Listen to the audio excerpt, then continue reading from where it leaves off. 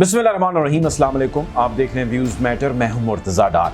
दोस्तों, आप तसव्वुर कीजिए कि अगर किसी भी मुल्क की सरहदों पर 2 लाख के करीब फ़ौजी तैनात हों, इक्विप्ड हों, एक दूसरे के ऊपर हल्की फुल्की राउंड ऑफ फायर भी कर दें, तो वहाँ पे मामलात किस हद तक टेंस्ड होंगे। और उसी जगह का आज से 7 साल कबल माजी ये रहा हो कि एक लड़ाई हुई हो जिसमें 13,000 से ज़ायद अमवात हुई हों। ये बात मैं कर रहा हूँ यूक्रेन और रूस के बॉर्डर की, जहाँ पे फ़ौजें एक मर्तबा फिर आमने सामने हैं। आज की स्टोरी में आपको बताऊंगा कि यूक्रेन और रूस के दरमियान मसला आखिर चल क्या रहा है। गुफ्तगू का बाकायदा आगाज़ करते हैं। आपने अगर हमारे चैनल को सब्सक्राइब नहीं किया तो कर लें, ताकि ऐसी मज़ीद वीडियोज़ आप तक बर वक्त पहुँच सकें। यमन हो, सीरिया हो, या वो अफ़गानिस्तान हो, या अब वो यूक्रेन हो, या उससे कबल ताइवान हो, दुनिया के जिन ममालिक में जहाँ जहाँ पर भी मसले हैं, ज़्यादातर में अमेरिका की डायरेक्ट या इनडायरेक्ट इन्वॉल्वमेंट है। यहाँ तो अमेरिका को सबसे ज़्यादा दर्द गम उस खित्ते का खाने लग जाता है, या उसको सबसे ज़्यादा ख़तरा महसूस होने लग जाता है। और यही वो 2 चीज़ें हैं जिसकी बिना पर लार्जली वो अपने पॉलिटिकल कम मिलिटरली जितनी भी कैंपेन है वो करता है। आपकी यकीनी तौर पे मुमकिन भी है कि नज़र से ये ख़बर गुजरी हो कि यूक्रेन और रशिया वाला मामला सर उठा रहा है, और यूक्रेन रशिया वाले मामले को लेके अमेरिका और रूस एक मर्तबा फिर आमने सामने हैं। ख़बर ये है कि यूक्रेन की सरहद जो कि मिलती है रूस से, वहाँ पर इस वक्त मुख्तलिफ रिपोर्ट्स ये कहती हैं कि रूस के तकरीबन 1 लाख के करीब फ़ौजी तैनात हैं, जिसमें उसके टैंक भी हैं, जिसमें उसका ड्रोन प्रोग्राम जो है वो भी वहाँ पे एक टेम्परेरी एक सिस्टम इंस्टॉल किया गया है। वहाँ पे एयर डिफेंस से रिलेटेड भी कुछ सिस्टम इंस्टॉल कर दिया गया है, कुछ फ़ौजें भी हैं वगैरह वगैरह। यानी जंग लड़ने के लिए जितनी भी मशीनरी दरकार है वो कम व बेश वहाँ पर मौजूद है, और लाख के करीब फ़ौजी भी मौजूद हैं। और दूसरी जानिब जहाँ पे यूक्रेन है या यूक्रेनी सरहद है, वहाँ पे मुख्तलिफ रिपोर्ट्स ये कहती हैं कि तकरीबन 80 से 90 हज़ार के करीब जो है वो फ़ौजी मौजूद हैं, और इसी किस्म की मिलिट्री इंस्टॉलेशंस मौजूद हैं।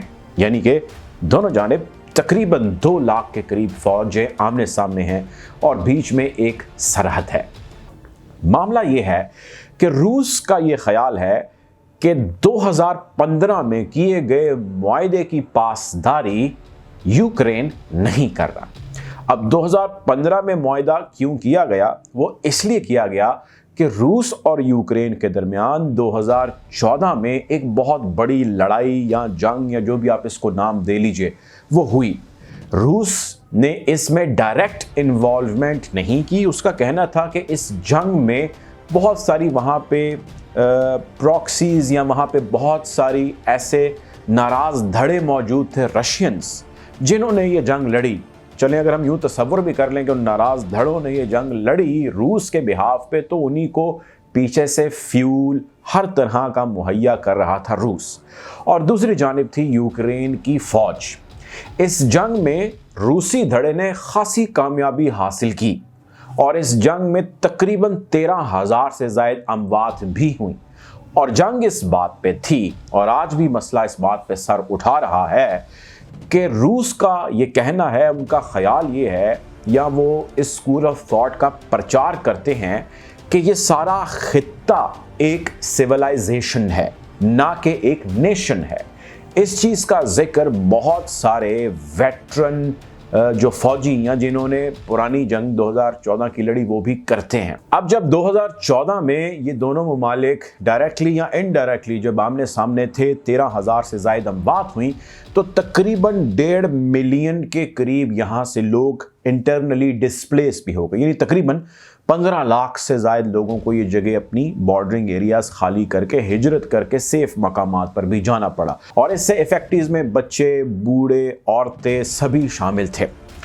अब मामला ये है कि ये फ़ौजें एक मरतबा फिर आमने सामने हैं, اور کچھ ایکسپرٹس کا یہ خیال ہے اور کچھ گراؤنڈ سے آنے والی رپورٹس بھی یہ کہتی ہیں کہ جب 2014 میں اتنا قتل و غارت ہوا تو 2015 میں جرمنی اور فرانس نے انٹروین کیا اور انہوں نے ایک معاہدہ کروایا ان دونوں قوتوں کے درمیان، اور اس معاہدے کے تحت سیز فائر ہو جانا تھا اور جو جہاں جیسے تھا اس کی بنیاد پہ اس کے حصے وہ چیز آ جانی تھی۔ کچھ لوگ کہتے ہیں نہیں جی، اس معاہدے کے حوالے سے بھی مختلف ایسے آراء پائی جاتی ہیں۔ کچھ لوگ کہتے ہیں کہ نہیں جی، ایسا معاہدہ نہیں تھا، اس معاہدے کے تحت یوکرین کے سرحدی علاقے کا مخصوص حصہ روس کو ملنا تھا، وغیرہ وغیرہ جیسی چیزیں۔ خیر، بہت سارے لوگوں کا یہ کہنا ہے کہ تب سے لے کے آج تک شاید جنگ رکی نہیں ہے، تب سے لے کے آج تک بٹس اینڈ پارٹ یا اسمال پاکٹس کے اندر اب بھی جو ہے وہ ہلکی پھلکی فائرنگ یا ایگریشن کا استعمال ہوتا ہے۔ سوال یہ ہے کہ آل آف سڈن ایسا کیا ہو گیا کہ 14 میں تو آمنے سامنے ہوئے اور 13,000 اموات ہوئیں، اور اب دوبارہ ایسی کون سی چیز ہے جس نے اس سارے معاملے کو ٹریگر کر دیا؟ معاملہ یہ ہے کہ روس کی انٹیلیجنس رپورٹس یہ کہتی ہیں، جس کا وہ ذکر گزشتہ کچھ عرصے سے کر رہا ہے اور اس کے حوالے سے وہ بہت ساری جو ضروری اقدامات ہیں وہ بھی کر رہا ہے۔ انٹیلیجنس رپورٹس یہ کہتی ہیں کہ یوکرین میں موجود امریکی افواج اور ہارڈ ویئر جتنا لڑائی کے لیے درکار ہے، اس کی ہر گزرتے دن کے ساتھ پریزنس بہت زیادہ بڑھتی چلی جا رہی ہے۔ وہاں پہ ان کے فوجی اڈے ہیں، وہاں پہ ان کے کیمپس ہیں، وہاں پہ ان کے فوجی ہیں، وہاں پہ ان کی مشینری پہنچ چکی ہے۔ وہ کہتا ہے کہ یہ نہیں، اس کے ساتھ ساتھ نیٹو بھی یہی کام کر رہی ہے۔ نیٹو ممالک جس میں زیادہ تر جو ہے وہ تگڑے اور ویسٹرن اور یورپین ممالک شامل ہیں، اس کی بھی اس کے خیال سے پریزنس یہاں پہ ایک مرتبہ پھر بہت زیادہ بڑھ چکی ہے، اور اس پریزنس بڑھنے کا مقصد یہ ہے کہ جب کبھی بھی کسی بھی قسم کی ضرورت پیش آئی تو روس کے اوپر یہاں سے حملہ کیا جا سکتا ہے۔ ریسنٹلی یوکرین کے پریزیڈنٹ نے بھی خطرے کا اظہار کر دیا اور انہوں نے کہا ہے کہ رشیا جو بارڈر پہ اتنا زیادہ فورسز کے ساتھ موجود ہے، یہ ہمارے اوپر دوبارہ حملہ کرنا چاہتا ہے، یہاں پہ لاشیں گرانا چاہتا ہے، اور ہمیں ڈر ہے کہ ہماری گورنمنٹ یا ہمارے سسٹم کو ٹاپل کرے گا، اور اس سے بہت زیادہ ہزاروں کی تعداد میں یا اس مرتبہ شاید لاکھوں کی تعداد میں جو ہے وہ خون لوگوں کا بہے گا۔ روس یہ کہتا ہے، جیسا میں پہلے کہہ چکا ہوں، کہ یہ لڑائی سویلائزیشنز کی ہے، نہ کہ نیشنز کی ہے۔ بہت ساری ایسی رپورٹس ہیں، بہت سارے ایسے قصے ہیں، آپ انٹرنیٹ پہ جائیے، آپ سرچ کیجئے، آپ کو ملیں گے۔ میں ایک صرف آپ کو جملہ بیان کرتا ہوں۔ ایک پروفیسر ہیں جو ڈونکت اسٹیٹ یونیورسٹی، جو کہ ایک یوکرینین اسٹیٹ یونیورسٹی ہے، اس کے پروفیسر ہیں، وہ یہ کہتے ہیں کہ میں 2 سال تک یعنی لگ بھگ 700 دن تک کانسنٹریشن کیمپس میں یعنی کہ پریزنز میں رہا، اور وہ پریزنز تھی جو رشینز یا رشین ریبیلز یا رشین دھڑے یا رشین پراکسیز کی جانب سے چلائی جاتی تھی، اور ہم پہ تشدد کیا جاتا تھا، اور ہمیں یہ بات سمجھائی جاتی تھی کہ آپ یہ چیز جائیں اور جا کے اپنے طلباء کو پڑھائیں اور اپنے ذہنوں میں رکھیں کہ یہ لڑائی سویلائزیشنز کی ہے۔ رشیا یہ کہتا ہے، یہ کلیم رکھتا ہے کہ یہ سارے کا سارا خطہ روس کا ہے، یہ تمام تر ممالک جتنے بڑھ چکے ہیں یہ روس کے تابع، روس کے کنٹرول میں ہیں، اور یہ یوں ہی رہیں گے۔ جو کوئی بھی ان سے علیحدہ کرنے کی کوشش کرے گا وہ اس پہ حملہ آور ہوگا، اور اس میں اگر کوئی اپنا مذموم مقاصد جو ہے استعمال کرنے کی کوشش کرے گا، جس کا اس نے اشارہ روس نے دیا نیٹو اور امریکہ کی جانب، تو ہم اس کا جواب جو ہے وہ اینٹ کا پتھر سے دیں گے۔ خیر، دونوں ممالک کے درمیان ٹینشنز موجود ہیں۔